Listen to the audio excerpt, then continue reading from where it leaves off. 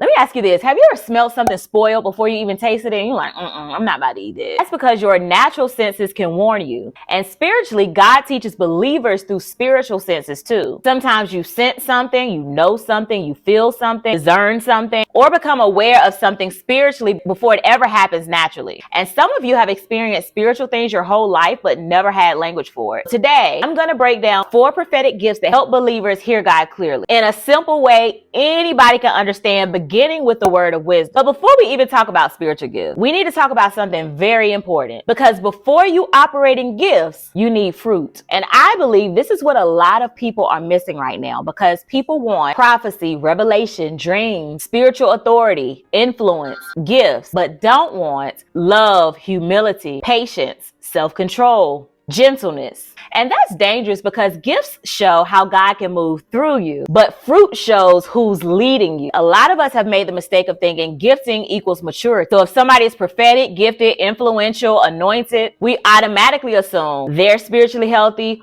or that I'm spiritually healthy if you're looking at yourself. But spiritual gifts are not always proof of spiritual maturity. That's why spiritual fruit is the foundation, because you can spend years developing gifts, but never allow God to develop your identity. You can prophesy publicly, but still struggle privately. You can discern spiritually, but still lack self-control. You can hear from God, but still operate in self-righteousness. But the goal is not just to operate spiritually. The goal is to become more like Jesus. I want to be like Jesus, to be like him, so meek and lowly. Okay. And the Bible says, but the fruit of the Spirit is love, joy, peace, long-suffering, gentleness, goodness, faith, meekness, and temperance. And then later, Paul starts talking about spiritual gifts. So notice the order. Fruit first, that's the foundation, because you got to have something to build on, right? Gifts after fruit. And this scripture ties everything together in 1 Corinthians chapter 14, verse 1. Follow after charity and desire spiritual gifts. See the marriage? Follow after love first, then desire spiritual gifts. Because gifts without love create death in you. And I really believe God is calling believers in this season to stop chasing crowds and numbers and algorithms and start pursuing spiritual maturity. And by the way, if you are new here, hello, I'm Latoya Nicole, and welcome to Subscribe to Jesus. So happy to have you. On this channel, we talk about hearing God clearly, spiritual growth, discernment, wisdom, and growing deeper with Jesus in a way you can actually understand. Make sure you subscribe and like this video, and also check out our Subscribe to Jesus web app at subscribetojesus.com. I'll leave it as the first link in my description below. On the web app, you can study scripture, journal, take our spiritual gifts test, and even sit quietly with God inside the corner seat, because hearing God clearly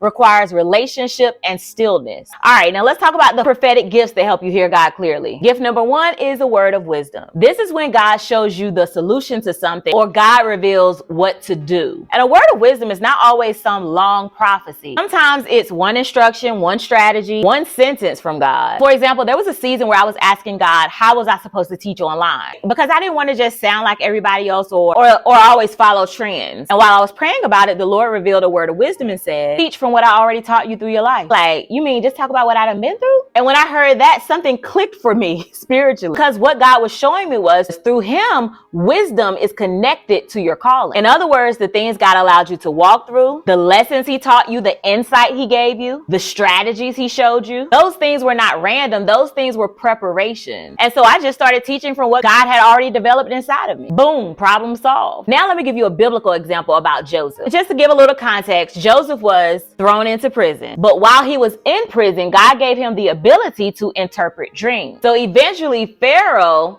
started having these troubling dreams, right? Nobody could explain these dreams. In the dream, for example, Pharaoh saw 7 healthy cows and 7 sick cows that ate up the healthy ones. Then he saw 7 full ears of corn, then 7 thin ears that swallowed up the good ones. And like I said, nobody understood what this dream meant until Joseph was brought to Pharaoh. Joseph explained that the dream was a warning from God and that Egypt would experience 7 years of abundance and prosperity, followed by 7 years years of severe famine. But Joseph didn't stop there. Then he gave Pharaoh a strategy or the solution to the problem and said, store food during the good years so the nation will survive during the famine. That was the wisdom. This is why wisdom is so important, because someone can discern a problem, someone can prophesy, someone can even receive revelation, but wisdom knows how to apply the revelation correctly. I think this is one of the biggest prophetic gifts believers overlook. It's the difference between seeing the storm and knowing how to build the ark. All right, so up next is the word of knowledge. And so the word of knowledge is when God shows you something you didn't naturally know. So when you think of the word of knowledge, this is when the Lord reveals information or understanding. A lot of times God reveals information to help somebody or to protect somebody, to encourage somebody, or to guide somebody. So let me give you a biblical example first. An example is found in the book of Acts with Ananias and Sapphira. Now, if you're not familiar with this story, Ananias and his wife secretly lied about money they were given. But when Ananias came to Peter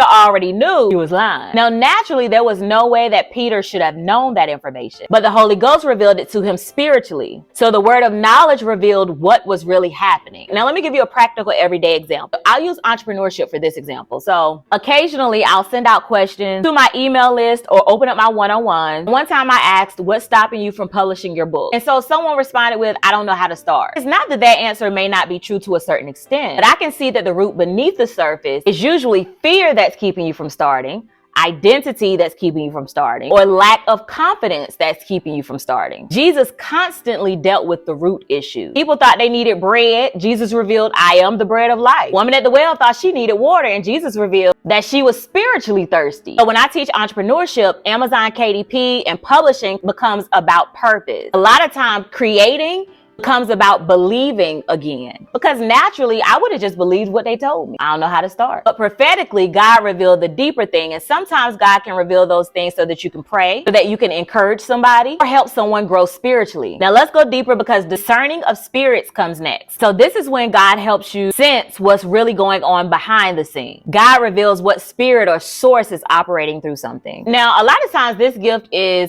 misunderstood, because discernment is not discerning of spirits. Discernment is something that all believers have access to just from being a believer. And so you have to continue to grow in discernment. But discerning of spirit, like I said, reveals the source or the name of the spirit. Think of it like discernment is the blood work, and discerning of spirits is the actual diagnosis or identifying the spirit more specifically. Like, this is the Holy Ghost. And let me give you a Bible example. Stand in the book of Acts chapter 16 with Paul and the slave girl. So Paul and Silas were traveling and preaching the gospel when they kept encountering this young girl who was possessed by a spirit. The people were using her to make money by fortune telling. And so the girl was actually saying things that appeared to be true. She kept following Paul, saying, these men are servants of the Most High God. So naturally that sounded correct. But Paul discerned the spirit behind it. So even though the words sounded spiritual, the source behind it was not from God. The enemy was using truth mixed with deception, which is from the tree of good and evil, because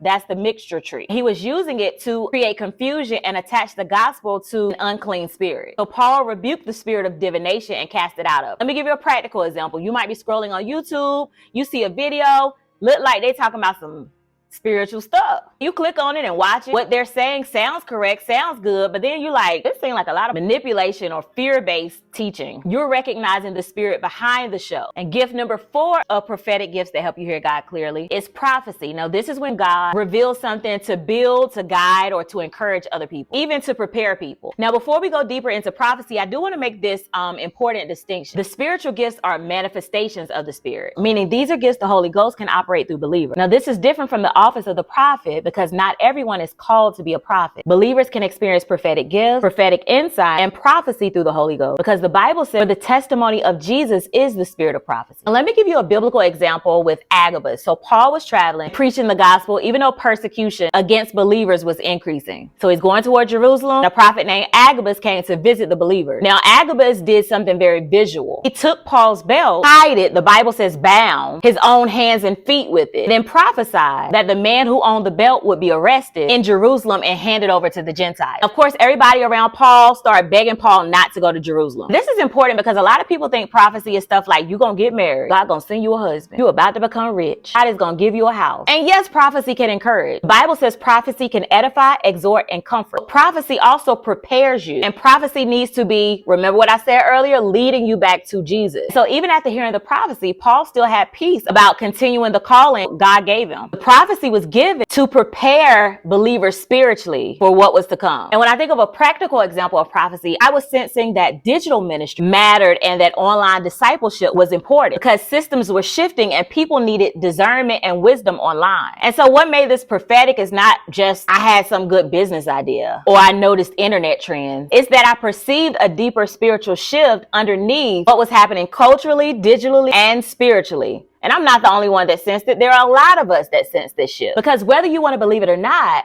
God is reaching people outside of traditional systems. And so when I started moving in my conviction and walking in my calling, God began using my creativity, my life experiences, my sensitivity to create the Subscribe to Jesus ministry. Many prophetic moments involve recognizing shifts, preparing people, warning people, positioning people, and helping people survive transition. So prophecy should always point people back to Jesus. So all four of these fall under prophetic expression. The word of wisdom, God reveals what to do. Word of knowledge, God reveals information. Discerning of spirits, God reveals the source. And prophecy, which is the testimony of Jesus. And all of these gifts help believers hear God more clearly. But fruit helps you look like God. And both matter. Comment below, Lord, develop my fruit and my gifts. And tell me which prophetic expression stood out the most to you. If this video blessed you, make sure you hit like and subscribe. And check out the Subscribe to Jesus app. I'll put all the important links in the description below. I'm Latoya Nicole. I love you. Stay rooted, stay grounded, and always stay subscribed to Jesus.